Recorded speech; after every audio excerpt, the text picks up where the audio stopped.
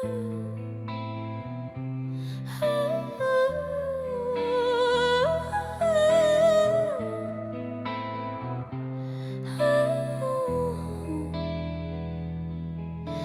planet's puppet masters almost surely have a plan. There's clearly maybe something there beyond the realm of man.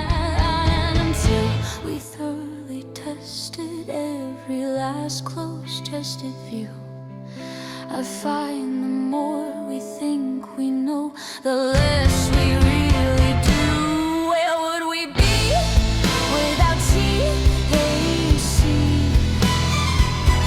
'Cause we know they're lying to us, just don't know to what degree. Where would we be without THC? The higher side chats show Greg, Carlwood and company. Hocus pocus and abracadabra, higher side chatters. Doing the thing from the Sunshine State. I'm Greg Carlwood, and we have long speculated that the ruling class might be tapping into some unadvertised source of power of a more occult flavor while crafting a dominant cultural belief that mocks such ideas as pure fantasy, with common people celebrating their own ignorance of unseen forces. But when you go back to the most ancient writings we have, this is exactly what they describe in a few fragments that we do have available from a highly sophisticated Sumerian society, often written off as primitive. They relay information about godlike beings, sometimes hybrids in physical form, who gave them the very ideas that engineered organized civilizations, city-states, and of course, kingship. And while narratives of ancient alien astronauts tend to dominate the obscure corners where people actually are interested in these things, the truth is likely a lot more metaphysical. Well, maybe these eternally twisted, timeless, cosmic trickster Nakis knew exactly what they were doing when they inspired man to organize in centralized structures of haves and have-nots, kings and serfs. Maybe the big secret is that the players in the big power pyramid have maintained a connection to these beings since Babylon right on through to today, and they are happy to let us believe anything but that. Who knows for sure, but that is definitely how I feel after reading the latest book from today's return guest, Dr. Heather Lynn, Anunnaki Revelation, Hidden History, Altered States, and the Mystery of Humanity. You might remember her from a show we did just about a year ago today, largely about her book Baphomet Revealed, with a little evil archaeology on the side. But today we're diving deep into her true passion and expertise, the Anunnaki and the origins of human civilization. As for her background, Heather's undergraduate training was in archaeology and information technology, which led to a master's in history, followed by a doctorate in education from the University of New England and a doctorate in comparative religion. You can find her books, courses, and the Midnight Academy podcast on her website, drheatherlynn.com. And it's a real pleasure to have her back, the renegade archaeologist, elite power investigator, and academic double agent, Dr. Lynn, medicine woman. Welcome back. Thank you so much for having me. It's really great to be back. And I like Dr. Dr. Quinn. What is it? Dr. Lynn, medicine woman. Dr. Lynn, medicine woman. That's an old one. I may have to start using that, but with a disclaimer that I am not a physician. I love it. So the last one we did was very, very well liked. We have a ratings plugin on the website, and I looked at it before this, and it's still at a 4.9 out of 5. I mean, really, it doesn't get any better than that. You can't please everyone, but that's about as close as it gets. The book that you shared with me really hits at the sweet spot that I think a lot of people miss when they're talking about this sort of stuff. So I'm really excited that it's coming out, I guess, in February. And I guess to start us off, like, you really do take the study of the Anunnaki and ancient civilizations in a different direction. So if there's people listening who are like, oh, this again, you know, I've seen Ancient Aliens 1,000 times. I've heard hours of content about Stitchin'. Talk to us about the approach you take and how your conclusions are just so far different than the typical Anunnaki discourse that's out there. Well, I think it starts with the fact that I wasn't really interested in this to begin with. It kind of fell on me. It's like I always joke that I didn't choose the Anunnaki life. The Anunnaki life chose me. So I ended up writing a special report some years ago about a Sumerian excavation that was going on in Iraq. And I started falling down this little rabbit hole. I was just looking into some leads and I found a lot of different bottlenecks and information. And I looked at it with this lens that maybe what was going on was just a lack of transparency. I started looking into who was funding the operation. Why was it not being told to us, like you would expect? There was a little byline out there, like from a PR campaign, like, hey, new excavation happening for the first time at Ur in, decades because of the nature of the area being so war torn and whatnot. And so it was just a little article, and I followed up on it. I had an interview scheduled with the lead archaeologist from the University of Manchester, and he wanted the questions I was going to ask him ahead of time. And I was like, that's fine. So before I did that, I went to my social media and just said, hey, y'all, have any questions for the archaeologist? And of course, I got a lot of different questions, and a lot of them came around the topics of the Anunnaki, something like stargates. That was a popular one. And I thought, okay, but why not? Well, I was naive. This was years ago. This was like a decade ago, mind you. So I was really naive, and I thought I'll just ask. Not going to hurt anybody. I was completely ghosted and really sort of disrespected after that with like who would talk to me, who wouldn't. And I thought, that's interesting. Perhaps they just thought I was a kook and they didn't want to, bother with it. But I just had a nagging feeling. And I had gotten an email from a local who was saying, please help us. They're taking out our artifacts. It was sort of broken English. It was hard to understand what exactly they wanted me to do. I think it was just because I had a popular blog at the time and whatever. So I thought, this something's pulling at me. This isn't right. And I really wanted to know more. And so, of course, I followed the money. And then I did end up finding that it had ties to big oil. And I thought, that's interesting and weird. And then elite families, I thought that's also interesting and weird. And so I started going down this whole, bloodlines. So it integrated the question of, say, it was the Bush family dynasty in particular and their connections to oil. And I just kept like researching and going down this so-called rabbit hole. And over time, I thought, I'm not real sure that there's stargates and I'm not real sure that there's like aliens, but they sure are hiding something. And then the more that I looked into it, the more I thought, okay, well, maybe there's not well, what is a stargate? Well, first Yeah. of all, before I discount this, what is a stargate? Another thing is like, well, what would these aliens be? And so trying to just look at it and not just dismiss it outright and try to really understand what the claims were. And I just got kind of really almost addicted to it because I just didn't have any answers. And the more I looked into it, the more either outlandish the claims were or completely dismissive. It was just like there was either, hey, these are like aliens from this planet and they are building these spaceships circa 1960s and with nuts and bolts and they're flying around and it's just like either that or no, there's no such thing. There in fact there's not even alien life. Forget it. Just way different. And then the way that people would treat others who would ask these questions was also dismissive, like almost offended at the idea that you would suggest that perhaps earlier in our Earth's history or prehistory that there could have been ancient alien contact. And it's like, why is it so unusual? I mean, there are papers plenty about panspermia, and, it's again, how are you defining alien? And so just this, it seemed like it was filled with this propaganda and all of this and cults of personality. And so you mentioned Sitchin too. That was, of course, a big one.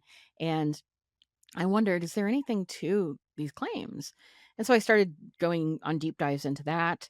And I think the thing that troubled me was Sitchin, although I really enjoyed this grand narrative, trying to kind of put everything together. And I love the creative aspect of being able to look at the past and say, maybe what if, let's start somewhere instead of nowhere and just shutting down ideas.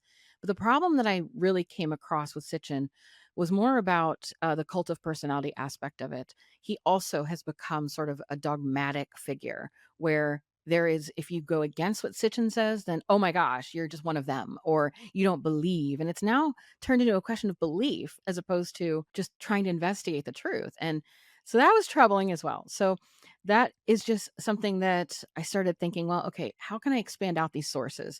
And I just basically took a more academic approach and said, let's just look at the sources, primary, secondary. And I've been on that search ever since. And it's led me to question really terminology.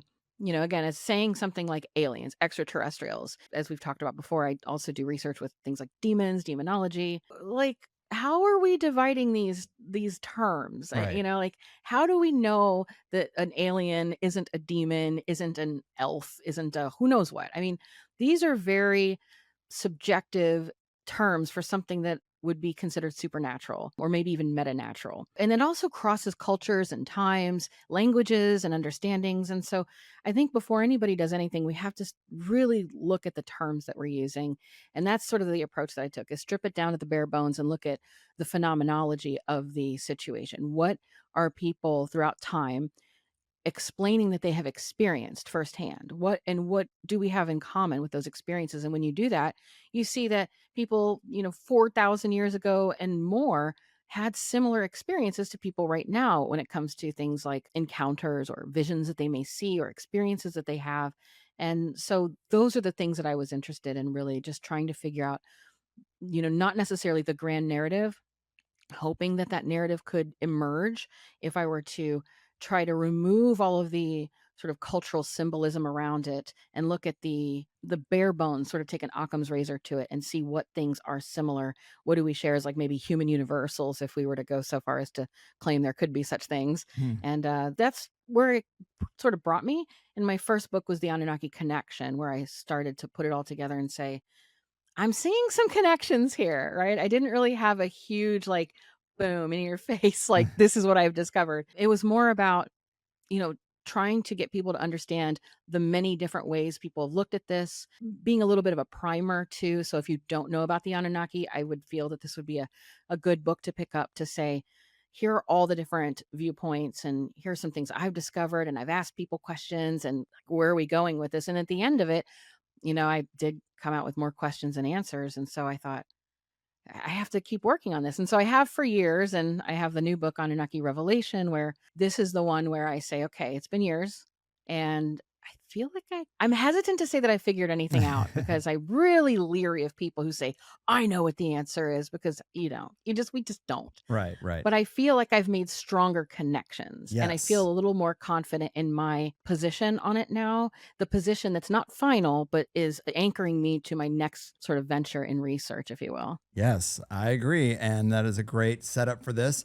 And language is really tricky. It's a great tool, but it's used for mind control, because you can just use certain terms and change the way people think about certain things. Yes, Stargate and Portal are very epic words, and we think of them in a Hollywood sense, but you can put certain things in your mouth and open up a quote unquote portal of communication with something by this afternoon. So, like, that's a Yeah. portal, but, people doubt these things. So, when it comes to the new book, I like this quote. It really sums it up, and then we can kind of fill in all the data that makes this hypothesis the most likely. But you write, the evidence suggests that we are not dealing with biological beings from another planet, nor simply symbolic projections of the human psyche. What emerges instead is a third possibility. The Anunnaki are ultra-terrestrials. These entities, if they existed, would not travel in spacecraft, but operate through consciousness, energy, and form. They would be native to Earth's metaphysical landscape, revealing themselves only in states of altered perception or through encoded rituals, such as the ones hinted at in the mushroom tablets of Uruk. This interpretation opens new questions, not just about who the Anunnaki were, but about the very nature of contact, consciousness, and civilization itself. This is the lens I will use throughout the book. The Anunnaki may not have been myths or astronauts, but rather ultra-terrestrial intelligences that move through human consciousness, our civilizations, and perhaps even our future technologies. Well, that's well said. I'm very into it. And there's even a quote at the bottom of your Amazon authors page that says, archaeology isn't just about what we find, it's about what we've been told to forget. And I think that is the kind of thing that makes this really provocative for people like me who just want to know out of spite if I'm being Yeah. denied access to some important knowledge. But what would you say to make the case that this information has been intentionally hidden, suppressed, and misdirected to obscure the real truth and the implications that are at the core of the narrative you lay out in this book? It goes so far back as the beginning of the founding of the Sumerian records, Really, it came about during a time where people were very different in their mindset. So, like the Victorian era, Edwardian era, in England primarily, and they were elitist. The England had a caste system, and arguably still does to some degree. So it was very class conscious and elite, and Christian as well. There were a lot of sociocultural factors at play here. So when they discovered some of these artifacts and were able to date them, and particularly the texts, when they dated back to pre-biblical texts, but they had biblical stories in them that kind of corresponded with the Hebrew accounts. That was sort of a problem because if you are dealing with a somewhat Christian society, then what do you do? What do you do with that information? Of course, the people who are discovering this, whether or not they had a religious reasoning or they were devout, it's really not here nor there. It's just the ethos at the time, and they were looking at it in like a another elitist sort of position, sort of a noblesse oblique. Like we know better. We're not going to crumble society by telling you this, so you don't need to know. So it's a need to know basis. So they didn't go out in any sort of amazing campaign and say, "Hey guys, look what we found. We found these great tablets that talk about Noah's Ark before Noah's Ark." And they didn't do that at all. They didn't think that the people needed to know. And so they just studied them and tried to research them. And it was a very closed group. Well, that's sort of like a lie by omission right there to kick off the whole thing. And then over time, it really started to get involved more so in geopolitics. And something that, if you really look at the history of the region and when a lot of this started coming to a head pre World War One, you have figures like Gertrude Bell, or who later was called Lawrence of Arabia. He was involved, and figures who were working with British intelligence, like unapologetically. This was what they were doing. And they were working in Iraq and discovering things, but they were also called the kingmakers. And Mm, these individuals were highly influential in trying to go to Bedouin tribes and individuals and try to make alliances, put people against other people, and really redefine the Middle East and draw the geography and the maps the way they wanted them to. So these were done, a lot of this was done by actual archaeologists, very famous archaeologists.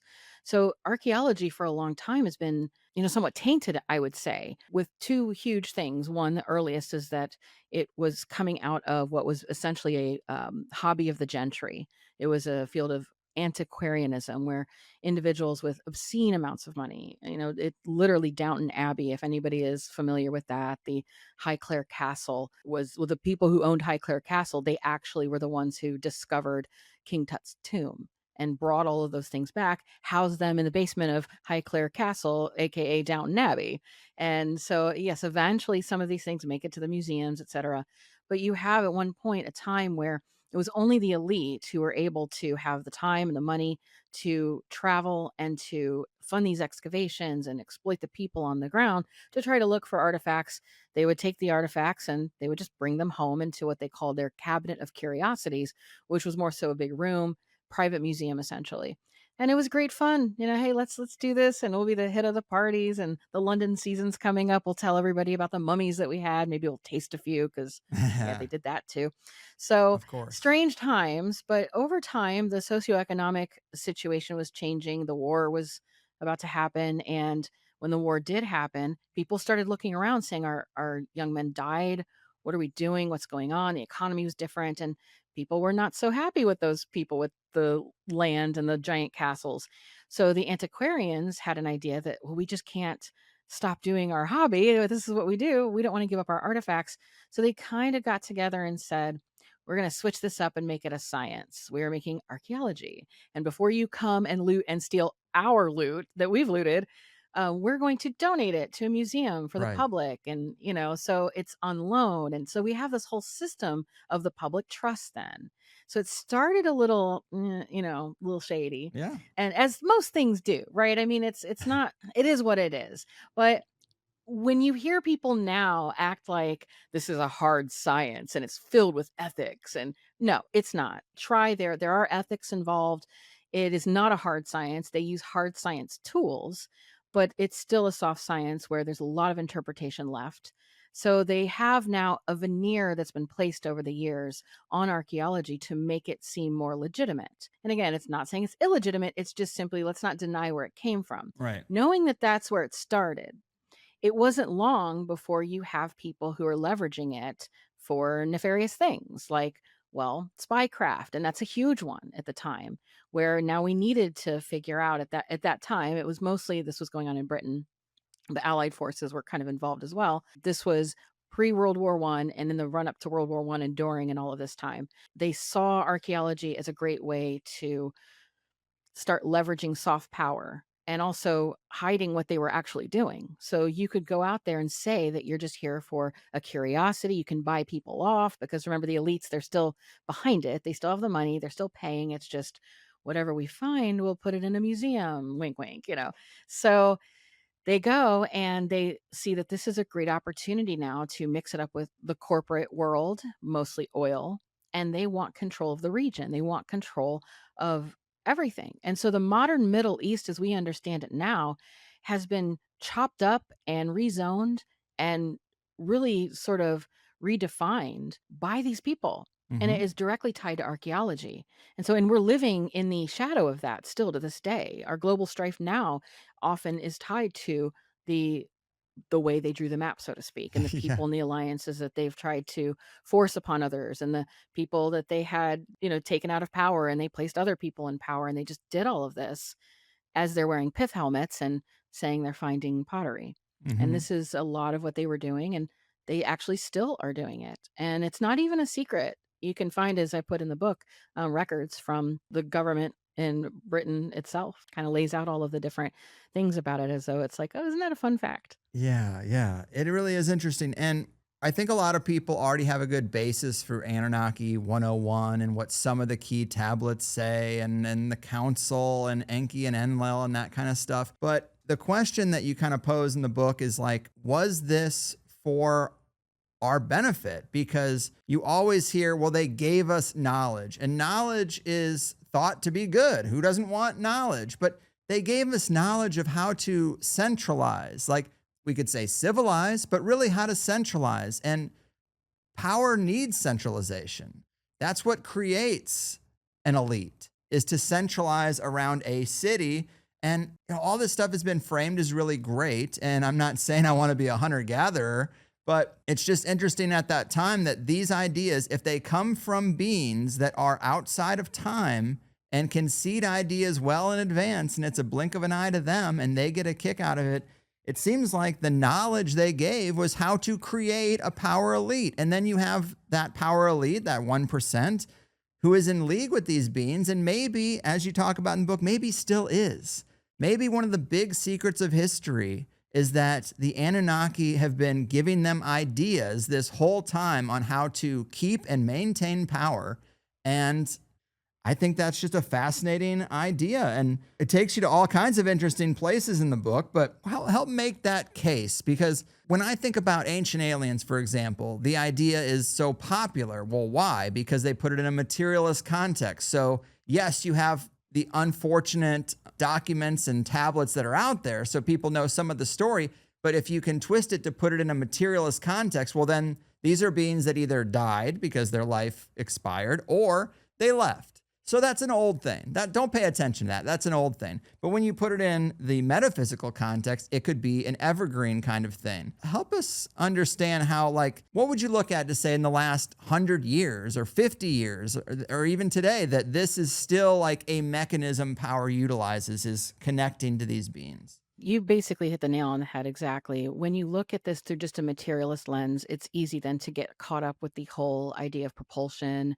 What did their spaceships look like? What do their spaceships look like? And while I'm not discounting that because there are things that we can't explain, and I'm not going to say it's not aliens in some sort of spacecraft, or perhaps they are projects we are doing. I mean, that's a whole other thing in my view.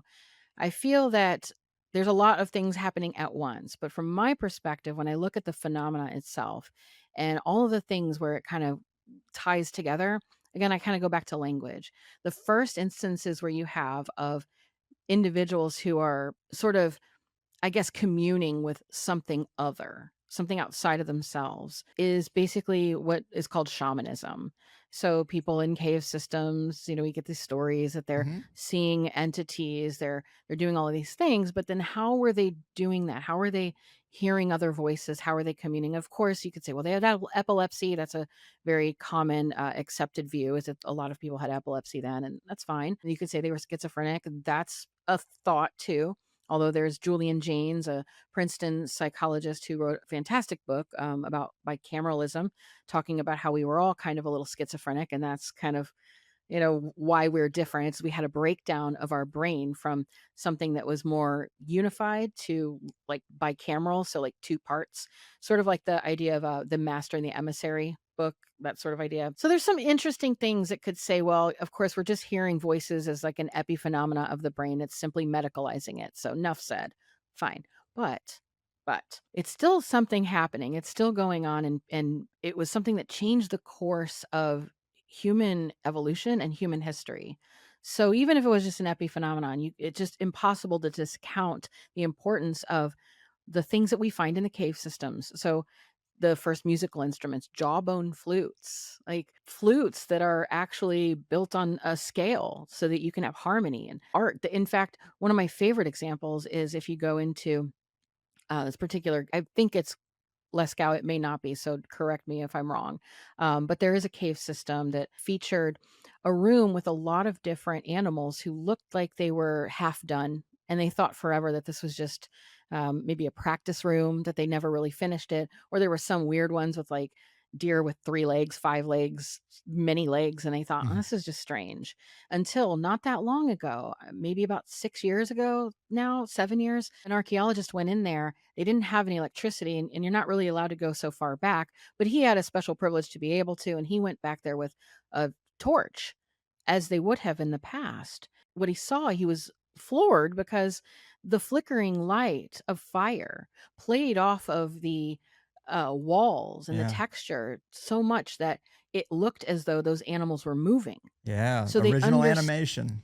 Exactly. So that showed that they had what's called persistence of vision. It's that phenomenon that, if you draw a little stick figure and you on a pad of paper and flip it, or if you have a flashlight and you whip it around and you see it trail. I mean, that's something that we have. But not only did they have it neurologically, they leveraged it for something, for communication, for art, for story.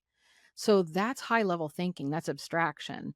And that is what separates us from a lot of the other animals. Most of the animals, they think maybe corvids are a little bit different, that they can abstract out and stuff. Research is still out, but arguably this ability to have a narrative and a story and to put these ideas together are really what make us human. And it started in the caves. And did that just come from us just kind of having like a thought? But then the question is, what are thoughts? Right. The ancients believed we were empty vessels, and that what we had, this is a little negative sounding, but that we were empty, and that basically we were just a vessel for the passing spirits that would just inhabit us. Yeah. And so, if you remember, Bob Lazar recently had sort of come out and said a little something that was what he had heard. Didn't go into it in much more detail, but kind of mentioned that thing. And so it's not a new idea. It's a very ancient idea. It also is tied into the mummies where, you see the elongated heads. That's another one that's like, oh, there's proof of aliens. And it's like, well, the reason that individuals had that tradition was because they were afraid that with the soft opening of a baby's skull, it's very soft, the bones aren't fused yet. They thought that could enable demons to enter, Hmm. and they wanted to bind that and make sure that they were protected, and eventually that formed their skull. And so I'm not saying that's the case with every skull ever found, but that is a clear case of why they did it. So it really draws us back to this question of spirits, like disembodied voices. Yeah. And the modern day elite still like putting some stock in this. Very much so, very much so. And the face of it has changed. So this idea of being inspired. So the ways that ancient people were able to be inspired before, involved what anthropologists call orgiastic activities. So things like drum circles or actual sexual orgies, things that involved people getting together and sort of ginning each other up and getting excited and being on rhythm. Sort of like Burning Man, something that was really just getting together and then we all kind of see the spirit or what have you. That's been established in shamanism.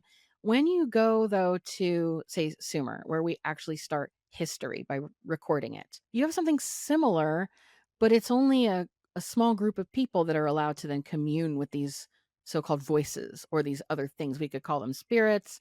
And spirit carries a religious tone. So again, I like to call them discarnate entities with no body, whatever that looks like to you, just whatever you want. But these discarnate entities, you see now in Sumer as they are building a civilization, not everybody is in touch with these entities. Some people are, and those people are called the priest class. It's a whole different class of people. They're the priests. Right. And these priests were priests because they knew the language, they knew the words. They kept that language sacred so that the other people, the profane, shall we say, didn't have the right language. And so only they had the language of the gods to communicate. So they were the intermediary, which carried great control because imagine you could say, well, the gods told me if you don't do this, then that. And so you get that middleman. So you have a priest class and then you have just this power elite. Now we could call them the technocratic elite. Earlier, you could call them magicians, the magi. So you could call them priests, magicians. What is magic, right? Magic is a technology that we just don't understand. If we have a technology, so we could now just call those the technocrats. So it doesn't really matter. It's again, the underlying phenomenon here and the different names. And we're living with the same thing over and over again, but just calling it something different. Mm-hmm. And currently, yes, the way that people in positions of power are trying to play on the periphery of creativity and the so-called fringes and try to be inspired for now what we call it like innovation. They do certain things. I mentioned Burning Man. That was popular for a while with a lot of people going there too. It's a little less popular now. I think because what happens is when it becomes popular, then the people who fancy themselves thought leaders start to say, "Oh, it's the hoi polloi you're in. Let's go to something else," right? Mm-hmm. So I Mm-hmm. mean, you could say that about anything, but that was sort of one venture. And through that, a lot of newer people, younger people, open-minded people have been using mostly psychedelics or different sort of substances to try to then get in touch with some sort of innovative spirit or something. And again, what you see in just the most casual accounts, particularly with things like DMT, these are not just like visions. They're often entities. They appear as entities, then communicate and then give ideas. Mm-hmm. And so again, we have the same thing over and over again where somebody somehow gets into a trance, whether it be through, I don't know, hearing jawbone flutes and drumming and who knows what, all the way to Sumerian activities, which we weren't really sure of. We know they did a lot of drinking with beer. They were very big on beer. And but that's not necessarily going to have the same sort of psychedelic effect. That was the area that I started to venture into as well because my interest has been in the Anunnaki and that civilization in Mesopotamia. So that's what led me to look into what other ways might the Sumerians have altered their perceptions to perhaps get in touch with these discarnate entities who they called the Apkallu. Mm-hmm. And that's when I discovered there had been discussion, if you're familiar with the Sacred Mushroom and the Cross, that very popular book. In the beginning of that, the author discusses the Sumerian record and the possibility that they were also engaged in using psychedelics. The unfortunate part is he never really went back to flesh that out. And so I started there and looked into that. And that took me down another path that I was surprised that it wasn't necessarily mushrooms by themselves, but other things as well. And I did find evidence to suggest that the Sumerians were, in fact, using substances and doing so in a ritualistic way, very different than just, recreational. And Right. they associated them with the Apkallu, the entities. And so here we have a similar thing happening over and over again across time and distance and cultures that you have people doing things to alter their consciousness. They get in touch with some sort of entity or they perceive it to be an entity. They gain knowledge that hadn't been there before that's somehow innovative. They take that knowledge, they share it with humanity, but that's also power. And depending on what they do, often what we see is they use that power over the other people who don't have access to that information. And then we see more systems of control built, Right. and it just keeps going. And if you think about these entities as having their own agency where they can appear to anyone, like they might only selectively appear to people that they see having power on this plane. But you have some great pictures in the book of the Anunnaki and the tablet drawings we've seen a bunch of times, the pine cone, the handbag, the wristwatch. But you do connect it to what you call the cult of the poppy and a ritual you call the Gil Rite, Gil meaning joy plant in Sumerian. And I think you're right. We'll throw some images on the screen. But when you look at the wristwatch, it is a flower, a poppy flower in particular.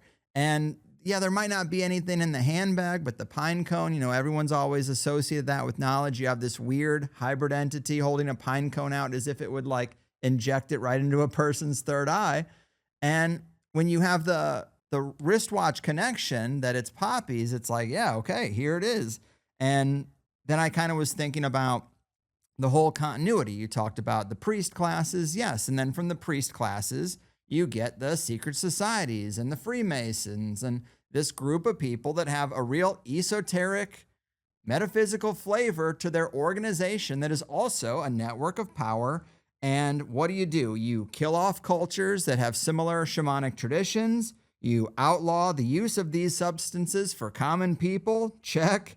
You suppress meditation practices in the culture you control. Check. And insist that academia operates in a materialist box from a position that consciousness is all within the physical brain.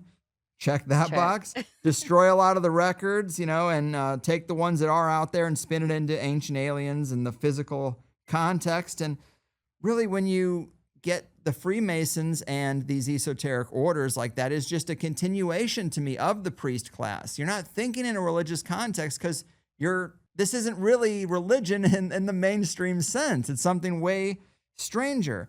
So this is where your book gets really, really wild. And I got to ask you about this, but you write about a dialogue that you had with a colleague of yours, and you say, quote, "I've been having conversations with people who operate in the shadows. What started out as what I thought were innocent exchanges turned into something else entirely. I was invited to events that were out of a Stanley Kubrick Eyes Wide Shut style film. These were parties in medieval castles complete with rituals that I once thought were the stuff of conspiracy theories, but they're real. These people aren't just LARPing. They're power brokers practicing magic in the truest sense of the word. Their rituals aren't just for show. They're about exerting influence, claiming divine rights, and solidifying their power through ancient bloodlines and even genetic research." Wow. I mean, that is the most provocative paragraph in the whole book, if you ask me. I mean, actually, there's a couple other contenders, to be honest. But, I put so much stock in the Diana Pasulka story. I really liked American Cosmic and how she got taken into the Invisible College and shown all this stuff. And that's now kind of a third rail to like the disclosure movement. But this is almost like you have a parallel story, but you aren't just taken into like ufology. You're taken into what we both kind of think is the real meat of power and high strangeness and all this stuff. Can you elaborate on the kind of things you're talking about there? Yeah. It's something that I've danced around this topic a lot in interviews over the years, and I decided to finally sort of just put it out there in print and digital, however anyone consumes it, just because I think it's time. It was difficult because, a couple things. One, I'm a human, so when somebody's telling me something and they're giving me information, do I really wanna start, like, giving up that source, or do I wanna keep getting Right. that information? That is, so I'm like, I still want the information, but at the same time, to what end? Like, what is the end? I have no end game. It's just like I'm just wanting more information, and so I've had sources and kept sources and, behind and whatever. And I never wanted to be that person. There's two things that I didn't want to be for sure. And that's one of these people. It's like I couldn't help but go down this road, and I'm a little mad about it, but I couldn't help it. I didn't want to be the person that started saying like woo. like, if you just meditate, the aliens will come and do whatever. Cause I thought, oh, come on, people. There's so many grifters out there saying, people who say, pay me like 10 grand to come to my house and like look at lights in the sky and you'll get a certificate that said you can. Not naming names, just naming Yeah. situations. No That names kind other of than stuff. Stephen Greer. Yeah, you said it. So that kind of thing, like, it just annoys me. But at the same time, it's like, wait a minute, there is this spiritual component, and at least that's what a lot of people start thinking and Yeah. believing, and then they're acting on it that way. So I couldn't help but look into that direction. Another thing I never wanted to be was that person that is like, I have these sources, but I can't tell you who they are. And then it's like, all right, David Wilcock, I hear you. Not naming names, but those types of people where it's just Yeah. annoying. And I just never wanted to be that. But then, so couldn't say anything because I don't want to give up the sources. But at the same time, I'm like, eh. So I just danced around it and I was like, I'm going to come off as one of those people anyway. Forget it. And who am I anyway? This is so unserious because there's no way I can present myself as somebody who's like serious when I'm literally on Ancient Aliens. So I'm like, at that point, who cares? I'm just going to say what I'm going to say. And if someone goes, she's lying or she's a kook, whatever. This is like, join the club. Everything's crazy. Everybody's crazy. I'm at the point now in life and whatever where I'm just like, I said what I said. So I thought I'm going to put this in the book, and even to the peril of some of the people that I had edited it because I had put some other things in the book that I didn't realize I was being taken even in that conversation. Mm, So still to this day, I find myself like in the company of people who I think are legit, and then I find that they're not. And I thought I was overdoing that because like I was all naive, like, oh, whatever. And then no, it's still I just because and I think it's because I just can't believe that so many people are just on the take. It's just because some of this stuff is so little. Like you suspect people with bigger platforms, maybe, but you just don't always expect it with like smaller platform people. And just to think that, what are you being paid, or is it something like that, or and I found that no, a lot of times it's literally just ideology, like believers and people who are just in it for their own reasons. right. Often though, more often than not, I have come to find that they're in it for, I won't go so far as to say like Epstein level blackmail type things, but those types of things where basically getting compromise on people. And so it attracts people who are just in it for self-gratification, we'll say. Right. And that could be money or it could be otherwise. And then another thing that got me was Tracy and what happened to her. If anybody Yeah. is I yeah. wasn't going to bring that. So let me just say this. I wasn't sure if I should bring that up because the last time we did an interview, you left a comment in the Plus members comment section of the website. And if it's Plus member stuff, it's behind the paywall. I don't generally bring it out. I mean, that seems kind of wrong to do because people are writing it in the context that no one can see it outside of a small amount of people. But then it comes up in the book too. So I feel like now we can talk about it. But so that comment, you said, so one of my listeners said you reminded her of Tracy or him of Tracy. And you said we were connected. And it wasn't until later that I learned we had the same informants and insiders, some of whom are practicing magicians. I can say without a doubt that the world of the occult is tightly linked to spycraft, geopolitics, and even UAP quote unquote disclosure. It's all about bloodlines for them. For the record, I am not suicidal. Obviously, that's provocative. In the book, you talk about this a little bit, but clearly it can be dangerous stuff. And we don't need the exact sources that you have. I would not even ask that. But I am curious about like the chain of events. Like, were you talking to another academic colleague that said, hey, you should come to this party? I mean, how do you end up at a place where you're seeing some stuff that is disturbing to you? I will name names where I can't. Because I really want people to know. I just want the shape. I want the shape of the narrative. I'm gonna give you the shape, and what happens is people will be able to Google things, and like I think a lot of people did in the behind the paywall. I was able to help people find so that I didn't name the name, but people could easily find it in Google. So I'll give everybody what they need to find it, and then they can make those connections. And I didn't name anybody, There you So, go. but so it wasn't an academic. The first time I knew that we had this connection, Danny Jones's podcast, if you're familiar Oh, with that one, yeah. Who yeah. isn't? So I happened to be listening one day and I saw a gentleman on there and didn't know him, but he was talking about some things and I just had it on the background and he started saying some very strange different things that were resonating with me. And then he started talking about someone he called the Londoner. And I was like, okay. But then he was describing who it was, and he didn't say the name. But when he was describing his interactions and what happened, I was like, whoa, whoa, hold on a second. It was a person who was very high up in elite circles, and they're part of the MI6. They are part of intelligence organizations. They work with billions of dollars in arms deals and different things. They're connected with a lot of like very serious issues, like beyond like ancient aliens. This is like, it's very serious. And I couldn't believe, like, I had known this person, okay, and I had been talking to this person for a number of years. They contacted me, not the person on Danny Jones, our common, the Londoner, we'll say. Mm-hmm.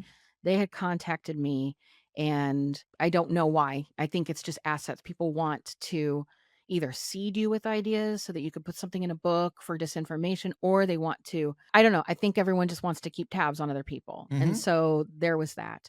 And I kept that line of communication open because it was kind of fascinating to me. And he wasn't not nice. And then at one point he offered to get me connected to officials in Iraq to do some work there. And I thought, sure, buddy, whatever. And then, but he always came with receipts and connections. And I'm like, oh, okay, this is for real. And so then I know this person, knew this person for a bit. And when I heard this guest on Danny Jones talk about him, I was like, this is him. Wait a second. And so I had to reach out and contact him. I get, for namesake, I'll just say if anybody wants to know, it's a gentleman by the name of Jason Giorgiani. Oh, yeah. Jason, yeah. So Jason, I contacted Jason and was like, I guess we have a mutual friend. And he's like, oh, really? And so that opened up a conversation between he and I.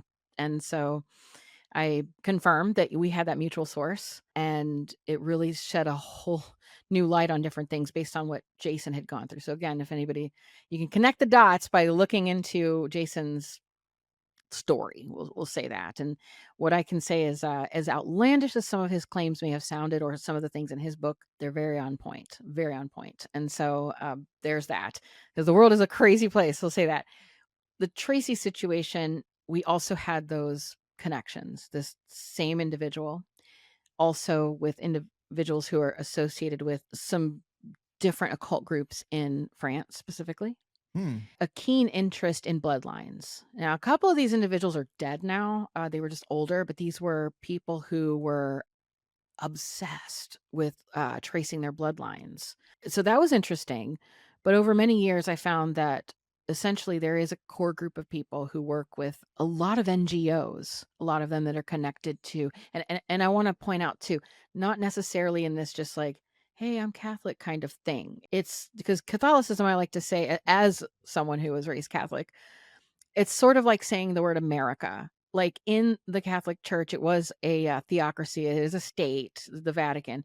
There are people of all leaning, all beliefs, all knowledge everywhere. And so just to say, it's the Vatican even in that group kind of could carry baggage and imply things that aren't necessary. And so if when I'm saying that the individuals are working with the Vatican, it's not necessarily like some sort of pro-Catholic thing or Right. Christian thing. It's very much their own geopolitical agenda that they're doing behind the scenes. And so it's a lot more complicated than that. And so those individuals are working. At the end of the day, I'll just say I've been confused for many years now. What are they doing? What is their goal? Aside from, I could just assume it's the New World Order, right? So I've been having this question for a long time, trying to figure it out and trying to figure it out. And it's so literally chaotic. You can't seem to figure out who's on what side of the equation. They're promoting things that seem anti their own interest. It's just wild. That's when I was referred to another individual. I happen to, when I'm studying the occult specifically, fall into the path of chaos magic specifically, which I hadn't really been too aware of before.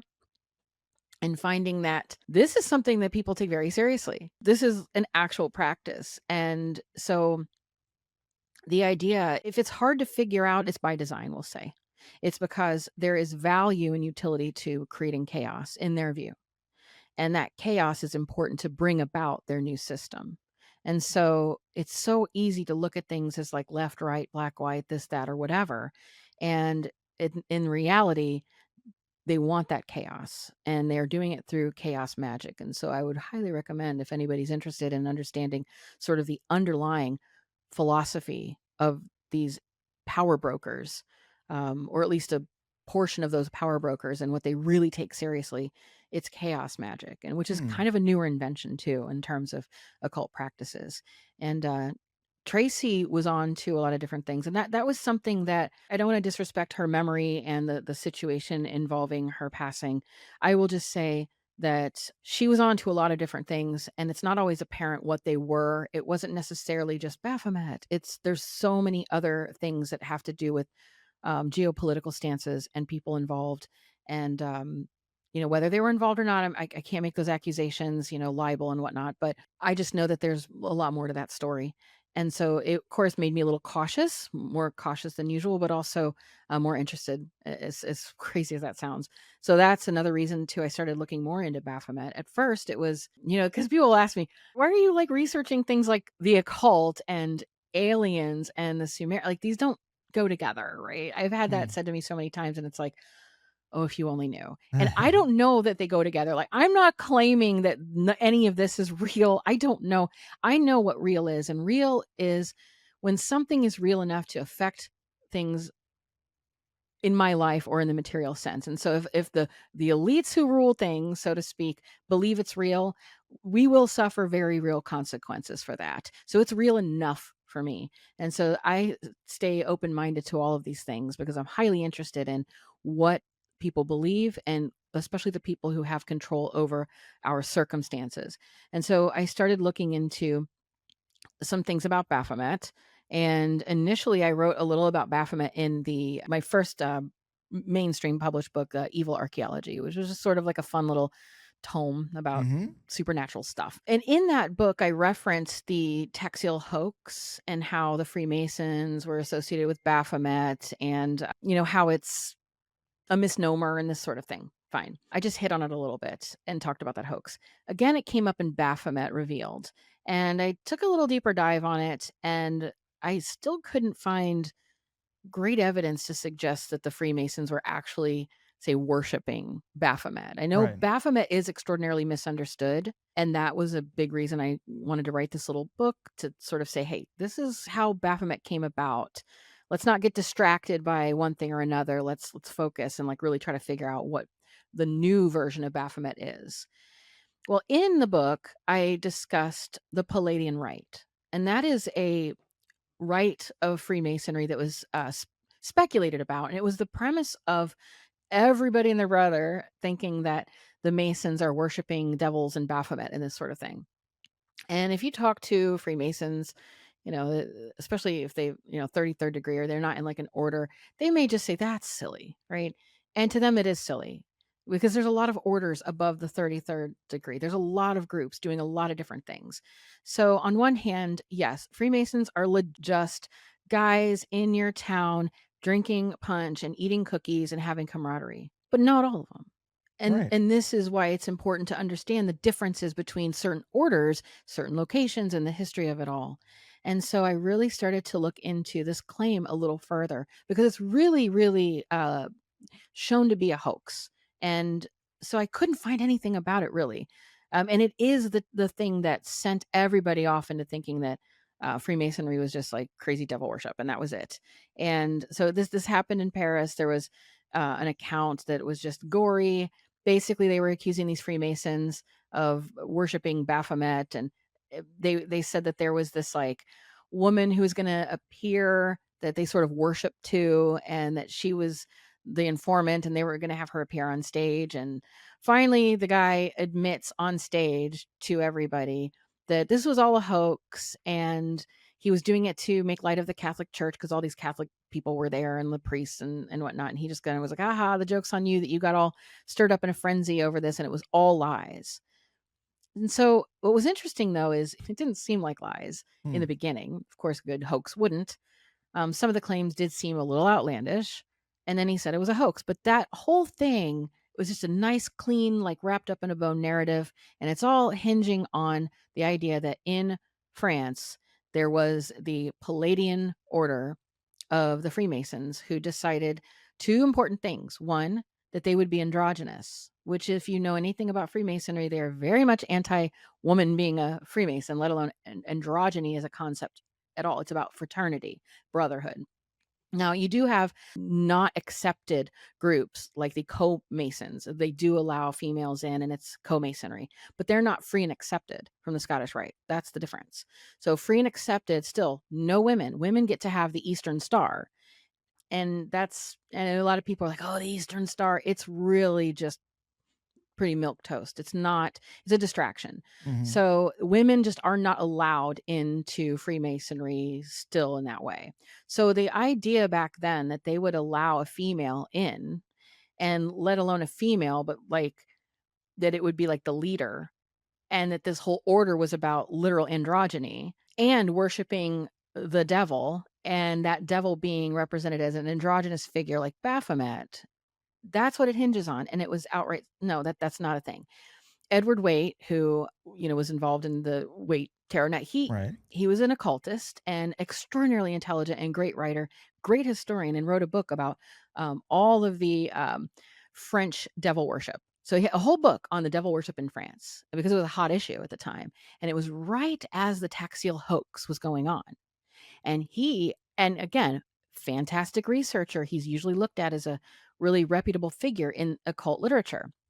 And if you read his book, and he does go over this claim of the Pleiadian Rite, he goes through, he analyzes it, and really just assures us that it does not exist, that it's still just a hoax.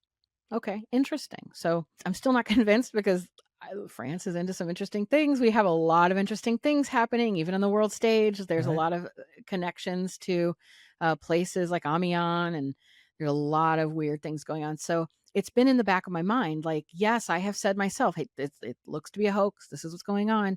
And funny enough, I'm a museum director by day, a very small organization.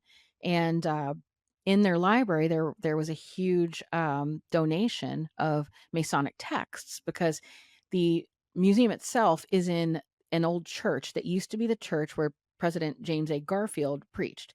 President James A. Garfield was a very devout Freemason. Like, he was very, very important in Freemasonry. He was so important that for one particular reason, was because he solved some important math problem that was like a Pythagorean issue that, I don't know, like, I'm not a mathematician and I don't play one on TV. So this conundrum, this mathematic problem that had eluded people since classical antiquity. And it's very much in the interest of the Masons to figure these things out. Part of what you do in your craft is it's looking at, math and geometry and whatnot. Well, he was able to crack that code. And still to this day, if you just look up a Wikipedia or any generic information about that president, that's his big claim to fame, as an amateur mathematician. So there's a lot of this James A. Garfield connection. And so the Masonic Lodge donated a bunch of James A. Garfield books and such. And I was looking through them, and I found in their encyclopedia, before the Taxiel hoax, okay, so these had already been printed, an entry describing Palladian Freemasonry. So I thought, wait, the whole idea is that it doesn't exist, and that the Freemasons say it doesn't exist. Edward Waite's like, I looked into that, it doesn't exist. Well, this had been printed. Edward Waite would have had access to this. Like, this is just like a Freemasonic encyclopedia. There was a Scottish Rite dictionary. We have all these books from before him that were printed. And, it's in print. I have pictures. I have them in my hand, and he would have definitely been able to access this. This wasn't some really strange material. This was basic, like, Freemasonry, Scottish Rite 101 for people who were already accepted. It said in there two things. It has the Palladian order, and it has the description of Palladian style Freemasonry, where it actually says it is an androgynous order. And it's a free and accepted rite. So it is accepted in Scottish Freemasonry. Hmm. And it's in France. And so that is my biggest lead right now, because I have dates and names and people and places and where this thing started. And it's seemingly unapologetically said that, yeah, this is a thing. This is what I'm working on as we speak. This is something that I'm doing currently, and I'm trying to really put the pieces together to figure out what is going on, because everywhere says this isn't true, but this is I have the papers. I have the books. The books are there. That says it. So in that case, the whole idea that Baphomet was just a hoax, that whole thing was just a hoax now is questionable.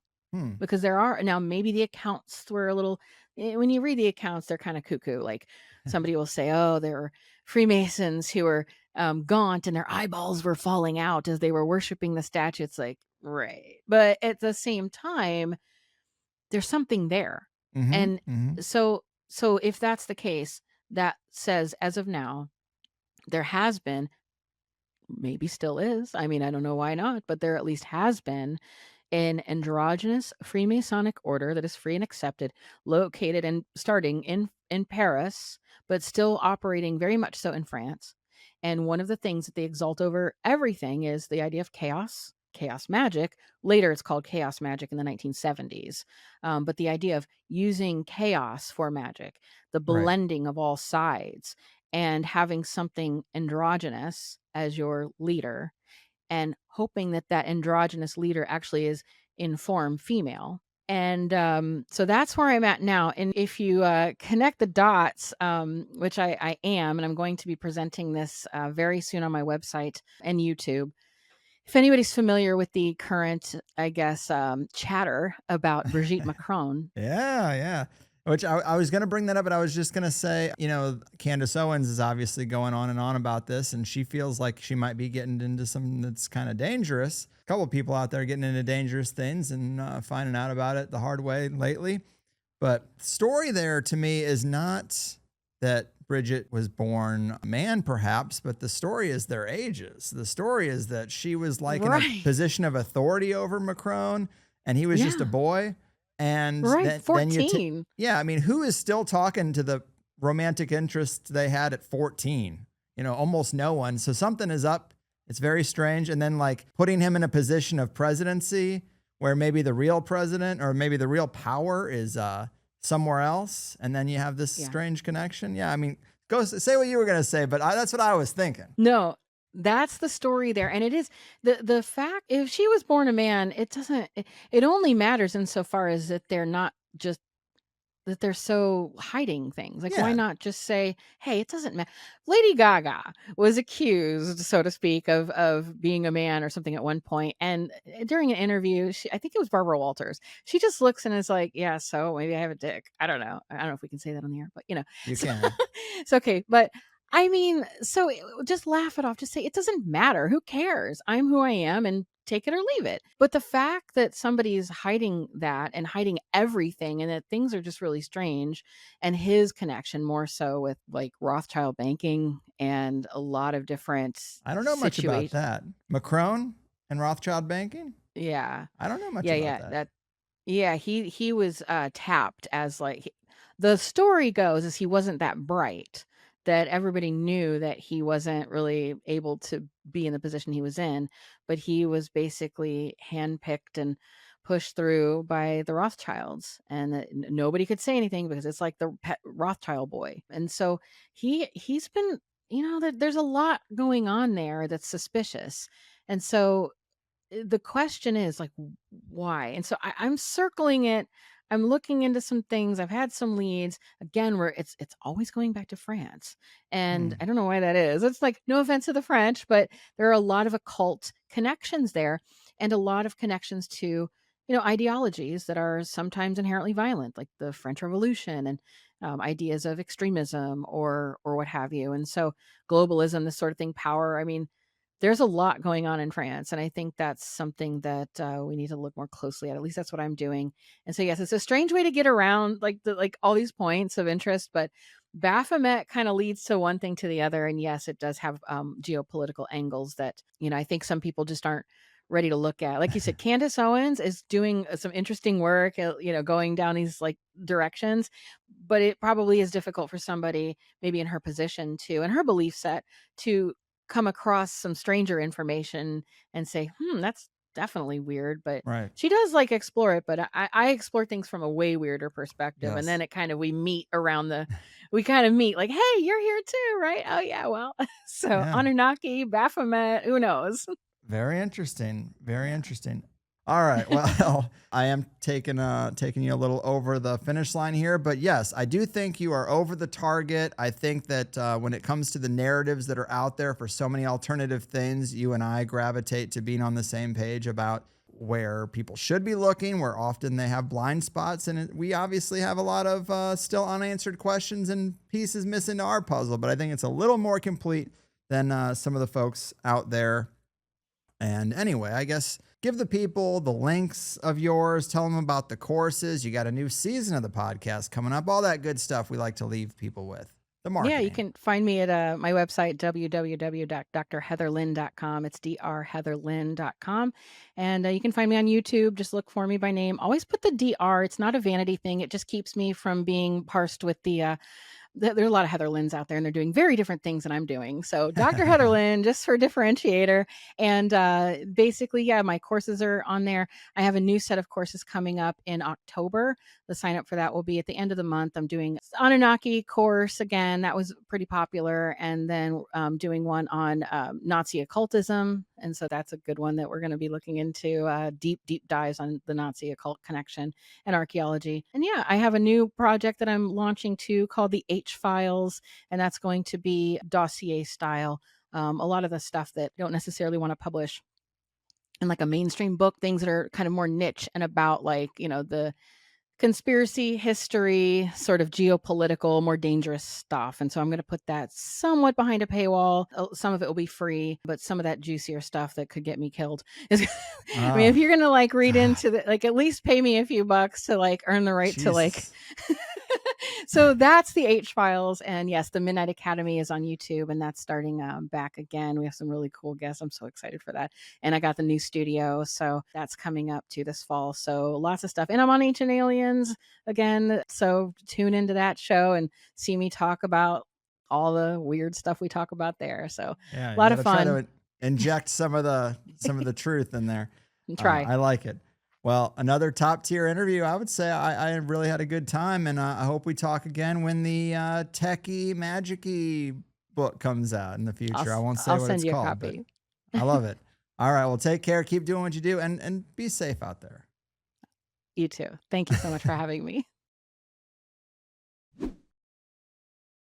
All right, look at that. The return of one of last year's most popular guests out with a new book, with another one on the way.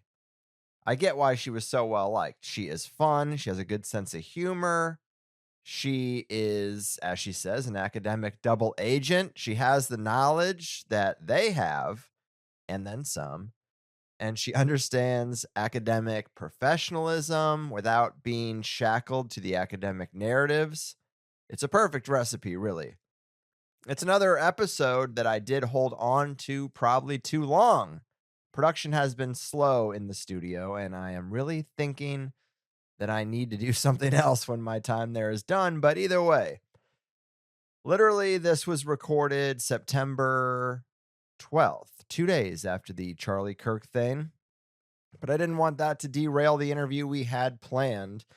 And when it comes to her book and her general material, I think she adds a lot of great supporting evidence to what we might call some of our hunches. She really does make me think about Ancient Aliens as a psyop. It had to rise to dominate the conversation over this stuff because there has to be some sort of context to put it in. So you just make it your show, amplify it, churn out 100,000 episodes, and make it basically all the History Channel plays. And Ancient Aliens is great for them because even just the term implies physical beings, astronauts, that either died or left, meaning that that phone call is over, like that whole relationship is done. It obscures the notion of consistent or sporadic spiritual contact. It's a great little hack for them if spiritual contact is the sort of thing that they really want to hide, and I believe it is.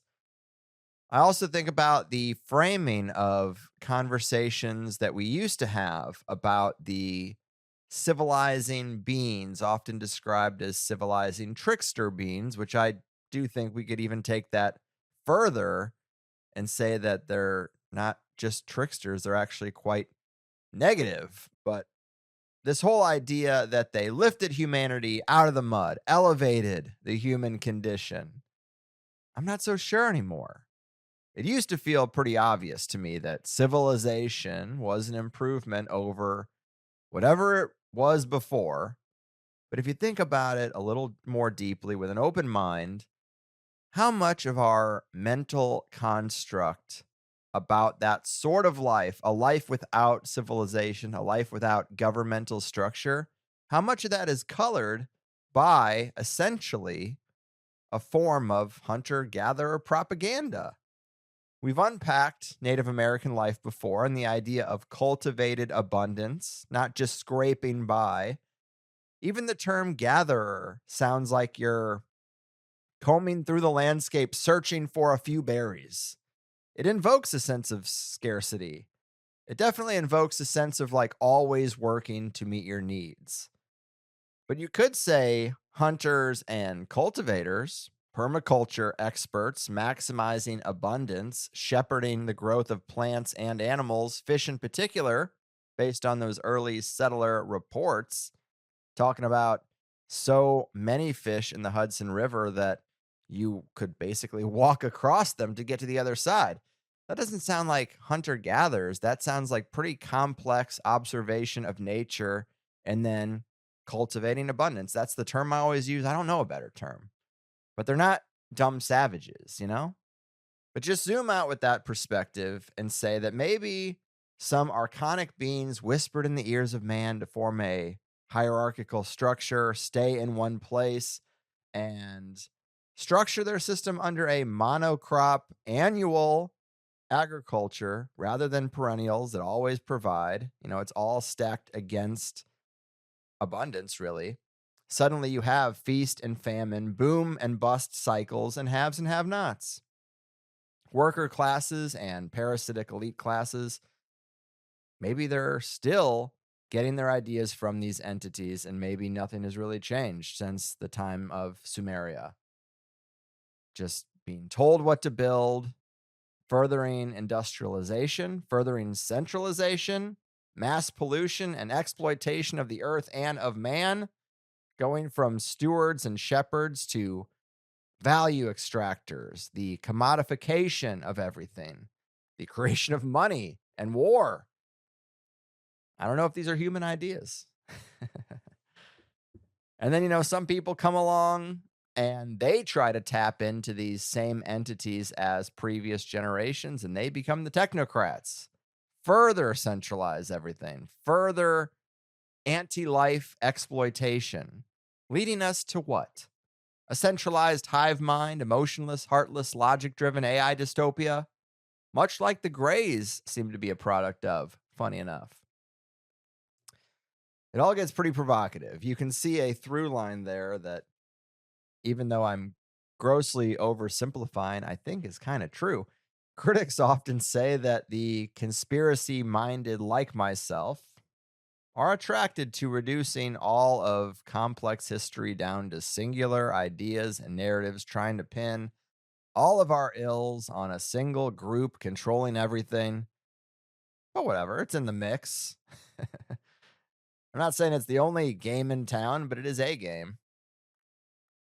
I just thought she was super interesting and very candid. Man, some of those personal experiences along this journey. I think I said this in the interview, but she starts to feel like a Dinah Pasulka for an occult flavor. It's very interesting. I also mentioned this, but I made her a Plus account, and she was very engaging in the comments, and she took advantage of being able to share a little more without it being as open as the first hour is. And that's a beautiful thing. I hope our dynamic, our relationship continues on. I would love to have her be a guest that comes back pretty frequently. And that all has to do with how much material she continues to churn out. Seems like she's going to be pretty active. And I guess I would say, even the Plus show today, it went to some pretty dark places. We talked about some of her common occult sources that she shared with Tracy Twyman. And for the plus people that heard that, my most interested supporters, my most engaging listeners, let's say, well, my income is dependent on you guys and what you think. So I probably should say that I maybe got a little loose-lipped and overshared a bit. I got a little swept up in the spirit of her being so candid. And I hate to be so vague now, but it's just the way the show is cut. I don't mean to tease the rest of you, but I think there is more to know about the stuff that I was talking about. When Tracy died and my name was brought into it, people did start just showing up, coming out of the woodwork and telling me stuff. So I passed along some of that stuff. It's still rumors and hearsay and speculation, but it was pretty triggering to the estate for what it's worth. And I could totally understand a spouse wanting to shut down conversations about things that might or might not have happened before they were even in a person's life. But I can't help but be curious about that one particular rumor. And it has made me think a lot more about the whole concept of ascended masters or walk-ins or even the Antichrist. I don't think about the Antichrist very much, if you can believe it. But I guess I would have thought that they might arrive from space on a rock similar to Cadmus, or how Patrice Chaplin described the Lucifer stuff. But what if it's more like a group of people perform rituals and coax a certain type of spirit down into a body that appears to everyone else like a normal, regular birth, a normal, regular human? We already know the snapshot of the cosmos at our time of birth has an effect with the natal chart and all that. Isn't that kind of an uncurated calling down of a spirit that has certain qualities? What if you can do that more intentionally? And even more so, what if there are rituals that can have you basically bringing in some very powerful spirit that has a huge impact on the human story, a larger than life character? I mean, think about the speculation around Baron Trump. Is he a giant Nephilim drawn down? A time traveler? I would never harass the guy, but it's still the sort of thing that gets me intellectually curious. But I also want to say that we talked about that other guy who I canceled the interview with, and she was pretty bold in what she was saying about going to jail for raping children. Well, I personally heard that it was just having child porn. I didn't want to interject at that time. But of course, also being a card-carrying Nazi leader, I don't know. I haven't really read the criminal charges. She seemed pretty confident in what she was saying, but I would just add allegedly, et cetera, et cetera. I don't know all the details, but even just possessing child porn is enough for me to say, maybe I could just interview someone else on this subject. Go with God, sir. Best of luck to you, but I can't get involved.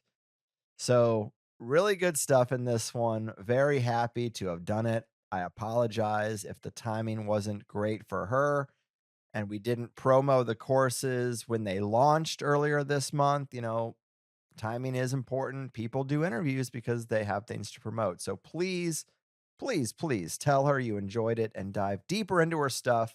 She's definitely someone I would like to stay in touch with and see rise to the top of these sorts of fields. That's really all I ask. Who cares about YouTube subscribers or notification bells?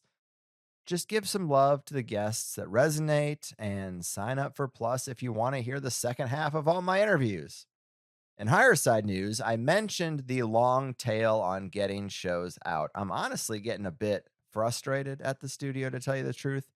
The owner actually fired the majority of the staff that I liked and worked well with, and the people that I developed a good rhythm with and understood what I wanted in the show and all that.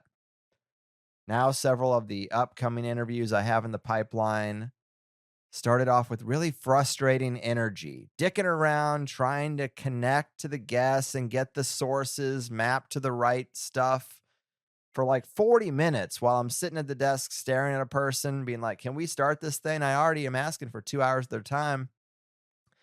It sucks starting in a place like that. Or having to do an interview, not seeing them on screen. Just a lot of logistical, technical shit that is getting under my skin and making me realize that I probably overcomplicated the whole thing with this studio. Of course, if I reverse engineer the logic tree of the whole thing, the key issue is my kids being 2 and 4, and I don't want to annoy the non-parents with this sort of personal shit.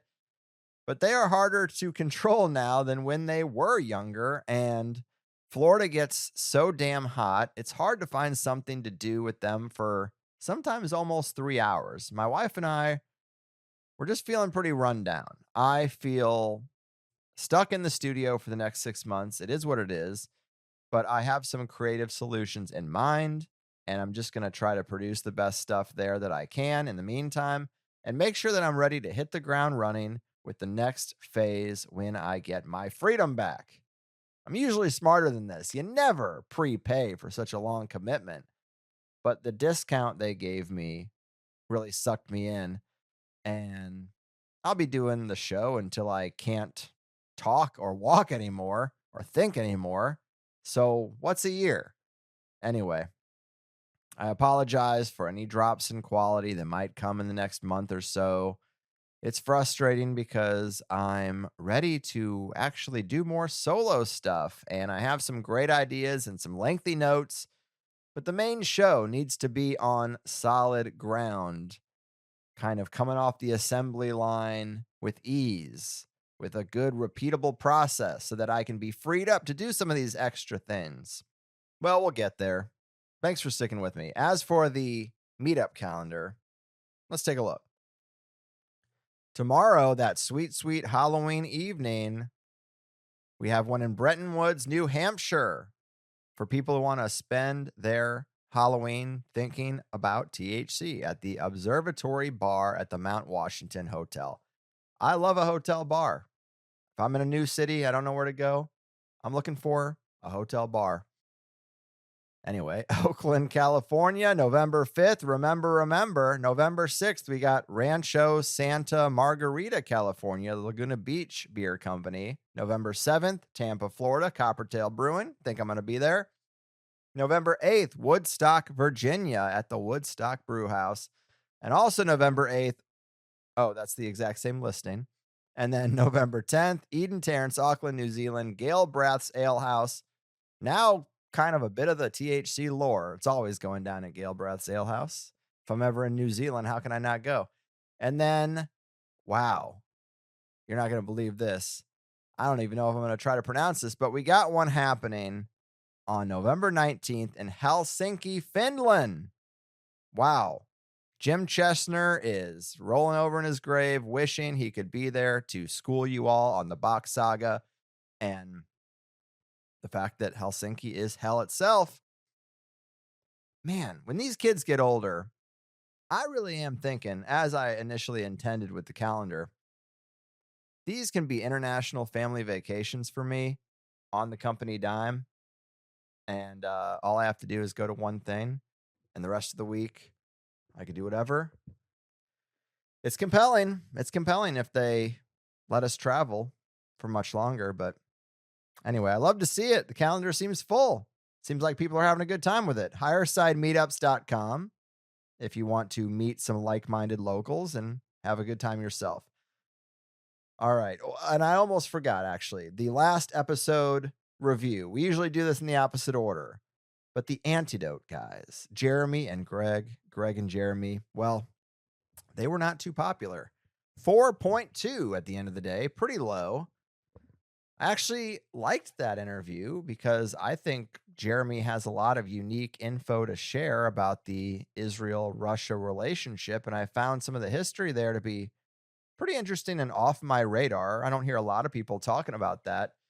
It's all about U.S.-Israel and then U.S.-Russia, and it's like, well, what about this third side of the pyramid? Maybe Israel's playing us all. I wouldn't be the first one to suggest that. But to me, that was the real value of that interview. But some comments seemed to be pretty critical of Jeremy being Jewish, which does kind of bother me. We don't get to choose our heritage. He seems to be able to subtract himself away from that and make honest assessments and be on the level. I don't think he's a crusader of any kind. He's criticizing his own. But for some, that's not good enough. Anyway, others, I think, had friction with those guys' assessment of Trump versus their own assessment. Some said they were just way too mainstream Democrat, which I didn't really pick up on either. But I'm not really going to argue. That's not exactly my bag. I would have thought it was a solid B. I would have thought that was fair, but it seems like the sentiment puts it closer to a C-. And ooh, I haven't liked a C- since I was out of the school system. I definitely don't want it now. Well, we had a really good streak going there. For a while, it was pretty strong. Professor Jang, Richard Willett, Chris Knowles, Richard Grove, all really well received, all in a line. And I think Dr. Lynn will put us back in the green. Let's hope. I think this topic area is a sweet spot for a lot of you guys. I know it is for me. So I'm pleased with it. And I guess it's a happy accident that it came on Halloween, especially if you are watching and you see her background setup there. Very appropriate, very gothic. Oh, and I was also going to mention something about the music. I've been getting more people saying that they really like it and are asking who's making this song or that song. Hey, if it's on the show, I write all of them. I write the lyrics to all of them, and then I play with AI tools until I get a song that fits my taste. People have mixed feelings about that, but the reality is when I commission songs, they can get very expensive. And then when I let artists put their songs on the show, I've gotten copyright strikes because sometimes artists get deals and then their back catalog gets you a copyright strike because I'm not going to remove it from a 2-year-old show. So it just created more headaches, even though I want to support artists who like to get their song out there. It's just not practical. So this is what I do. And it's funny because when I play around with the AI music, I'm just so disenfranchised with modern pop music sounding so robotic and electronic that I'm reverting to AI tools to make music that sounds more instrumental and authentic. Weird world we're in. But anyway, all that is just to say that I do plan to get these songs up on the website in a place where you can access them easily if you want to. When I was doing a new AI song for every show, that got really tedious. Now that I'm going back to songs that cover broader, bigger themes of the show, they really should be up there. If you like the intros, well, those are one-offs. And I know that my intro song is also probably longer than it needs to be. But the fact that we don't have any ads and we get right into the meat of the topic, I hope it's not annoying to have a 1-minute song start us off. But I will get those closing songs in a place where you can access them very soon. Today, actually, I did get to dust off the one that I made for Dr. Heather Lynn last time she was here when I was doing songs for every single guest before my creative engine started to stutter. But anyway, let's play that. Let's call it in here and just move on.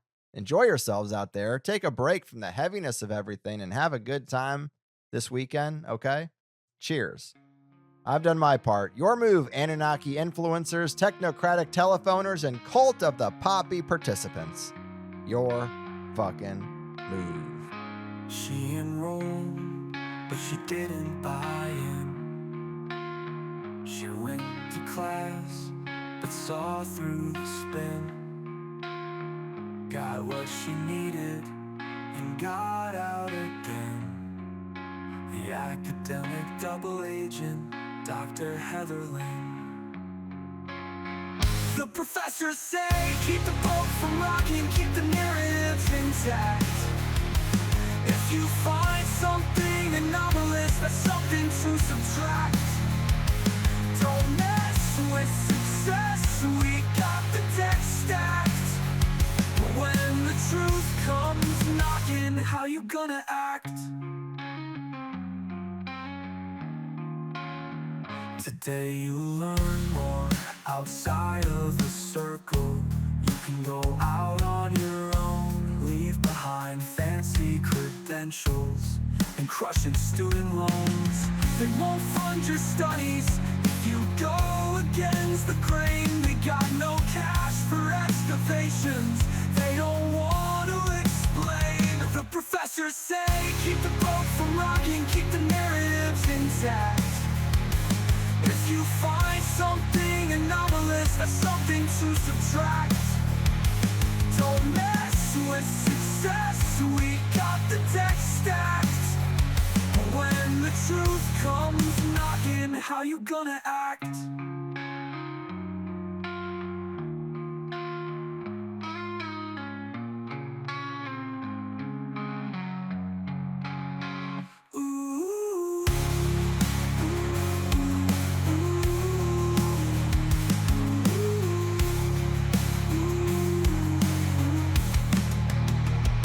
She enrolled, but she didn't buy in.